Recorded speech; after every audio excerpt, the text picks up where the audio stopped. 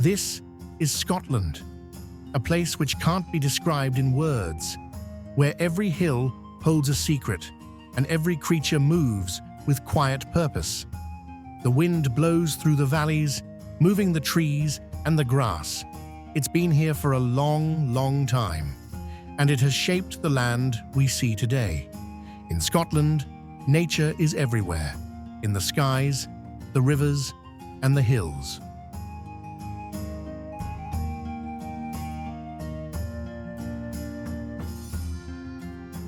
Cattle graze slowly in the fields, moving through tall grass with no rush, as if the day has nowhere else to be.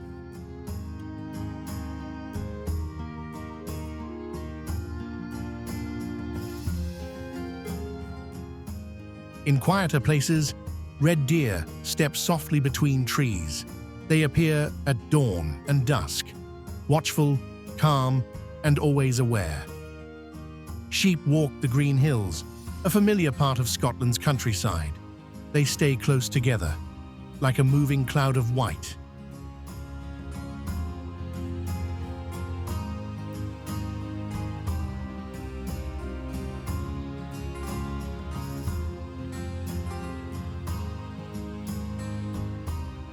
Down by the coast, seals rest on sun-warmed rocks.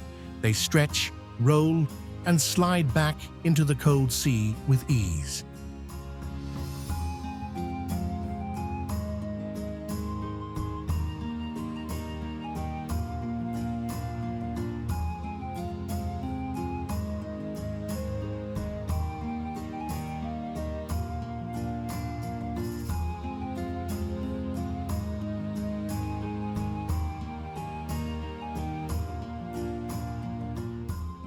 Even llamas live here, not native but welcome. Peaceful animals grazing under wide skies.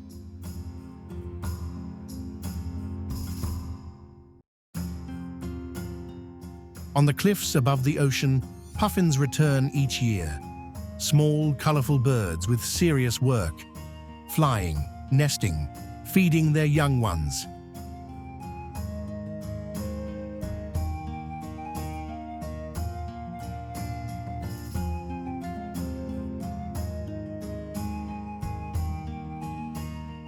To the west, across quiet waters, lies the Isle of Skye, a place where the land feels older and the sky always seems just a little closer.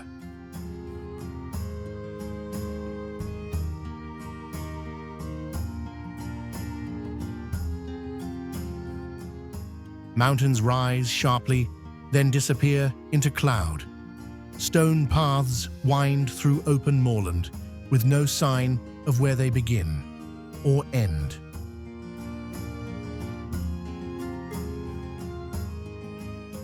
The wind moves freely here, carving the cliffs and bending the grass. It's a place of stillness, but never silence.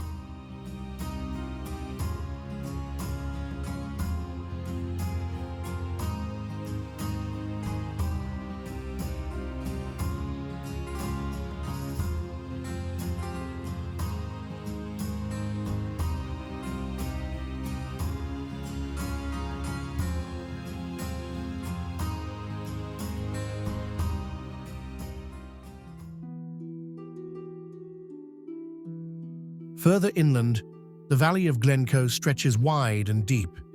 Shaped by ice and time, its steep cliffs and silent ridges feel almost unreal.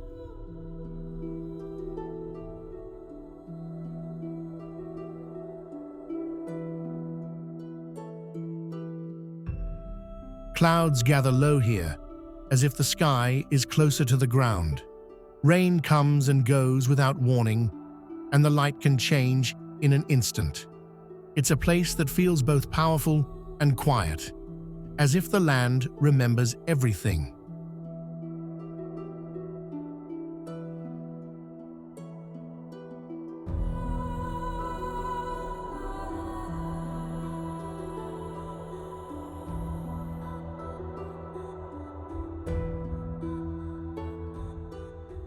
Gleno was formed by ancient volcanic activity, then carved by glaciers during the last ice age.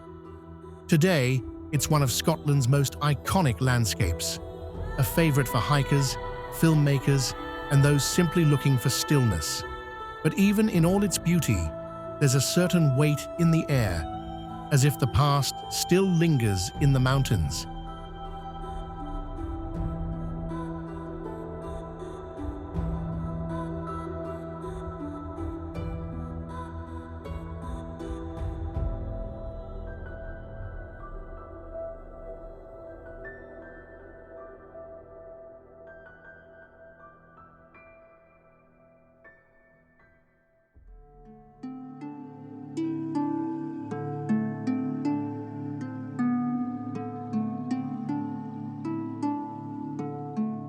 East of the high peaks, the landscape softens.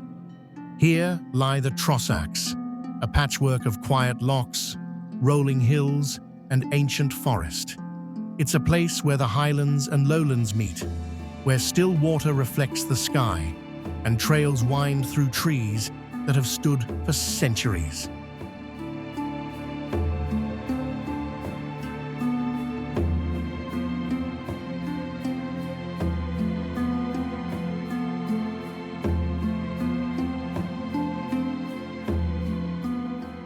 This region is part of Loch Lomond and the Trossachs National Park, Scotland's first national park, established in 2002.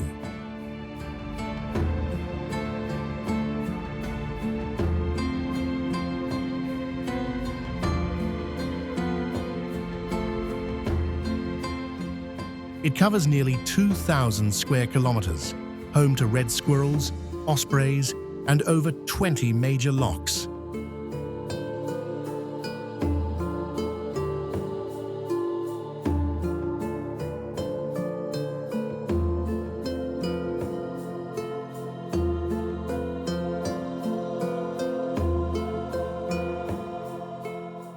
Writers and poets once called this area the Highlands in miniature. And when the mist drifts across the water, it's easy to see why.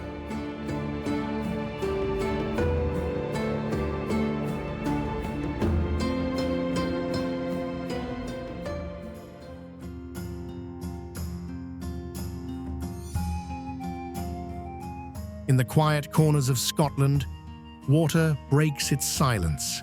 It falls from rocky ledges, rushes through narrow glens, and sends mist drifting into the trees.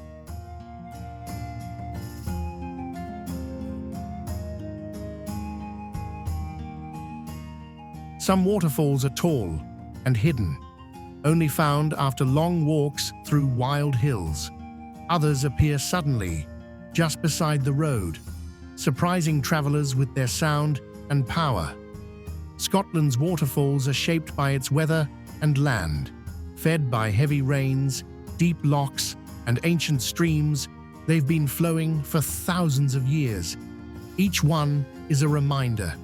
This land is always moving, even when it seems still.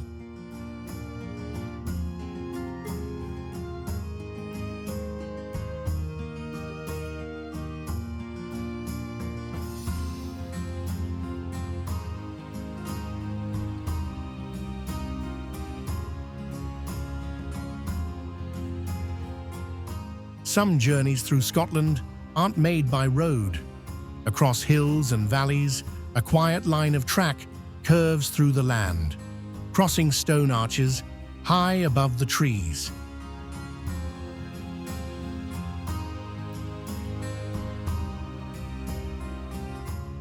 A steam train moves slowly across, as if time here runs a little differently. It's more than just travel. It's a moment where the land, the sky, and history all meet in motion.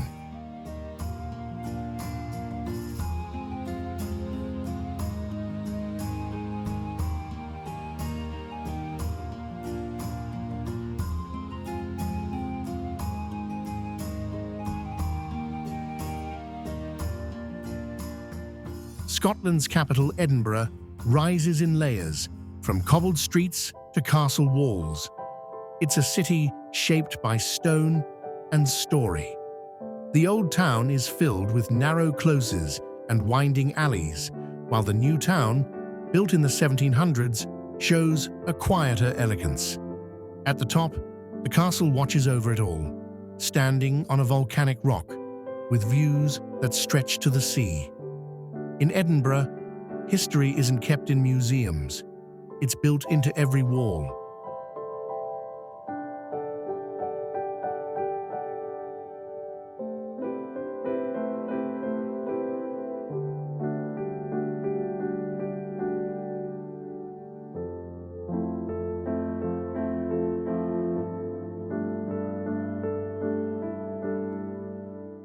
To the west, Glasgow feels different, louder, broader, more alive.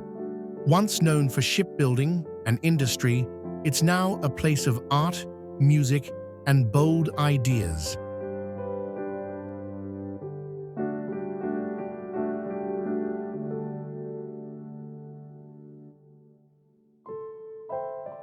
Victorian buildings line the streets, but inside them are galleries, studios, and quiet cafes. It's a city that's always changing, but never forgets where it came from.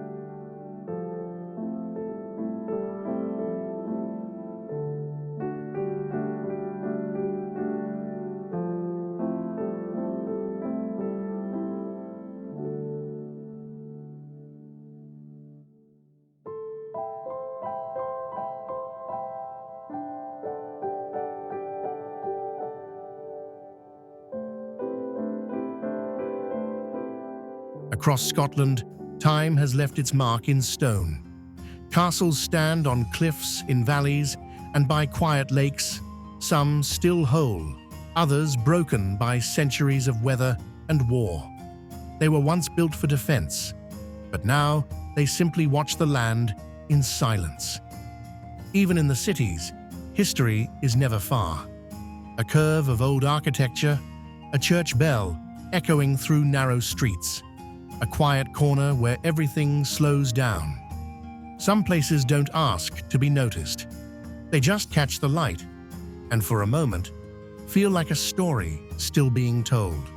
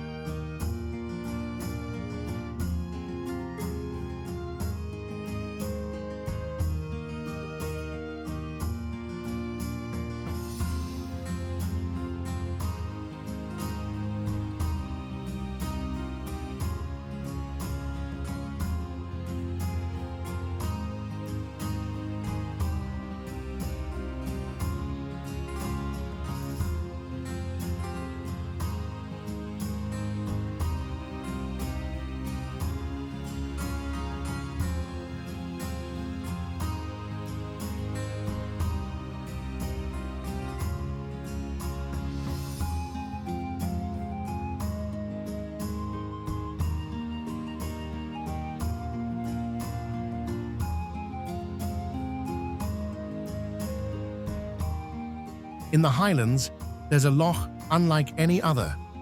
Loch Ness stretches for nearly 23 miles, its dark, deep waters cutting through steep, forested hills.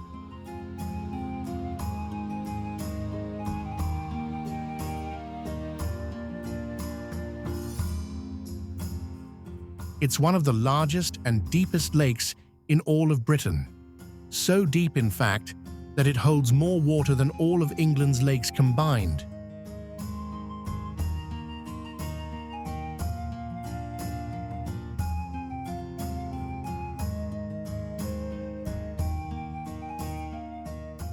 For centuries, people have told stories of something hidden here, something ancient, just beneath the surface. But even without the legend, there's a certain stillness in this place, a weight in the air, as if the loch is holding more than just water. Whether you're here for the mystery or the view, Loch Ness leaves you with questions and a quiet kind of wonder.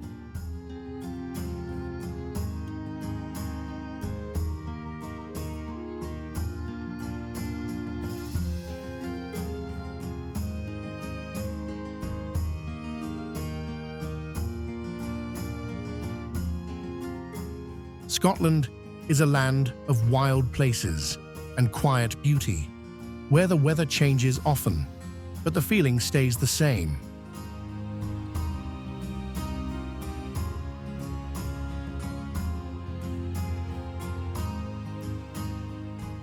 It's not just the mountains or the castles, not just the animals or the cities.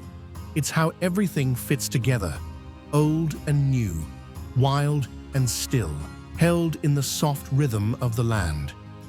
Some places stay with you long after you leave. Scotland is one of them.